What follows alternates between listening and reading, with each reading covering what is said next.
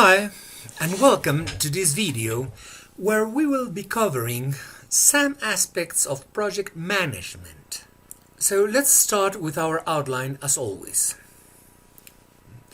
We will be covering the strategic importance of project management, the phases, the techniques, some aspects regarding projects, the project's 4 Ps, and then we'll concentrate ourselves on the triangles. We have several triangles that will help you keep in mind aspects of project management throughout your professional lives. So let's start with the first one. What is the strategic importance of project management? Well, every product introduction or service is a unique event, a project. The problem is always knowing how to run a project effectively and efficiently.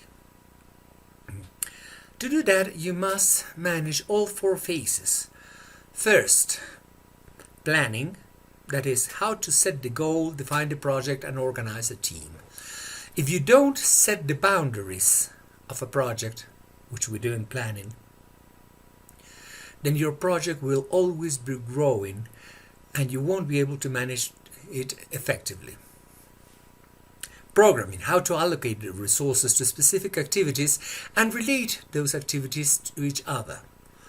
Execution, getting things done, and control, verifying that things go as planned.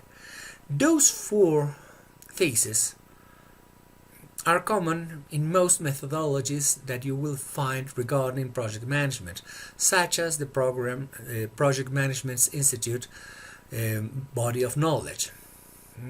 Some of the techniques that are used are operations programming, which we will be seeing once, twice, and again and again and again in this course. PERT, the Program Evaluation and Review Technique, which was developed for the Polaris submarine construction back in the 60s. The CPM, the Critical Path Method, and we'll touch briefly upon Agile and Scrum, which is the latest tendency in the best practices for project management out there. You will not be seeing in this course all of these in depth except operations programming. Because, for example, Agile by itself is good enough for several courses, not for one, for several. So let's not delve too deeper there. But we do need to understand the critical path. The critical path is that sequence of events where if only one of those falls behind, the complete project is affected. So we need to keep our eyes always on the critical tasks. All the projects need to be defined very, very clearly. If you don't have a clear definition of your project, then you're in trouble, even before you begin.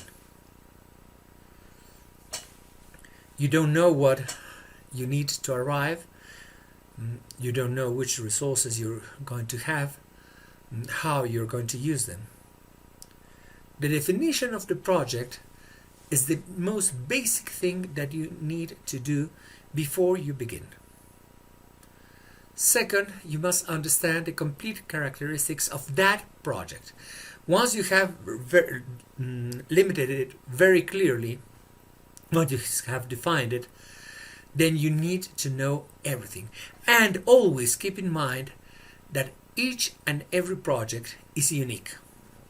It doesn't matter if you're doing again something that you did before.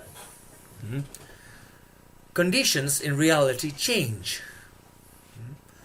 You might be receiving inputs from a different supplier or whatever. So always take seriously the uniqueness of every project. You must concentrate in 4 P's during your project: planning, prioritization, pace, and processes. You must know everything about this.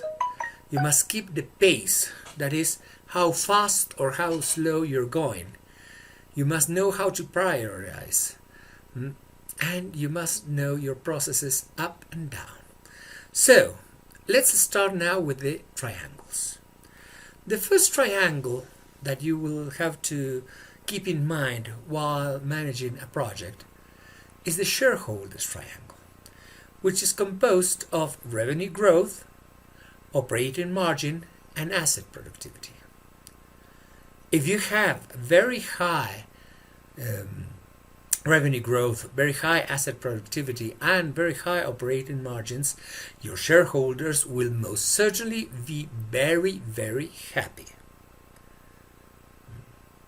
So, as always, we owe ourselves to the people who have given us the resources and to which we are accountable, our shareholders in this case. The projects triangle. Now things start getting a little bit murkier. It consists of three things: good, cheap, and quick. But there are trade-offs. You can only get two vertices. If you want something good and cheap, you won't be able to get it quickly. If you want something quick and good, it won't come cheap.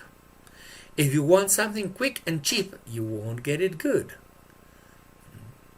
So always keep in mind that there are trade-offs with what you're doing and how you're acting. Now let's check the triple cost constraint.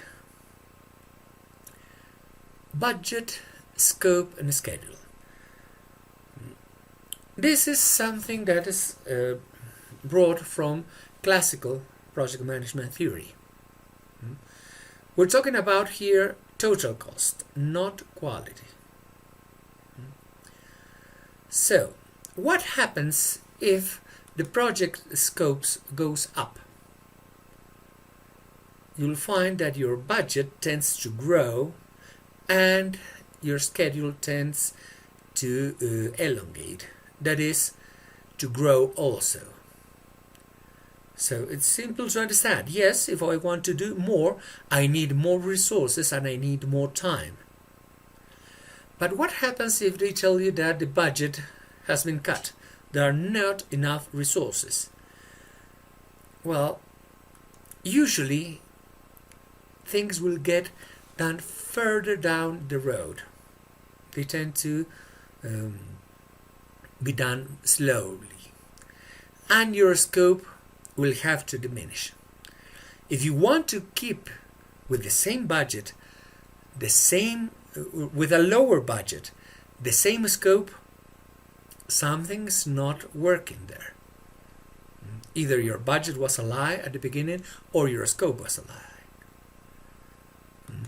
And third, what happens if your schedule goes down? They want it faster. They want it before what was planned.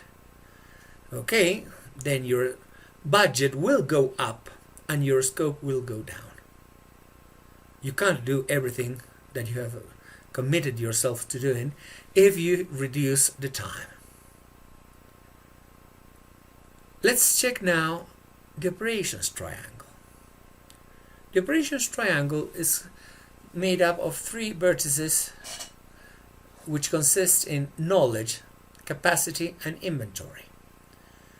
Sometimes when you don't have enough of one, you can always rely on the other two. For example, if you don't have enough capacity, you can create inventory in order to be able to comply with the results that are demanded. Now let's go on to the change management triangle, because when you're working in project management, you're changing things. And there are three aspects that you need to keep in mind all the time when you're changing things. Leadership and sponsorship is one. Who is leading the project and who are your sponsors? If you don't know who your sponsors are, you're diving into disaster. You need to know very clearly Who is your sponsor and who are your leaders? You need to know how to manage change. That's the second vertex. And you need how to manage your project.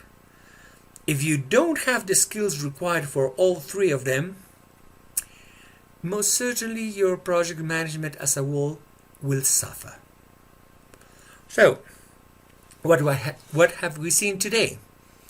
We have seen a lot of things regarding project management and the triangles. I'll be seeing you on our next video of this series. Thanks.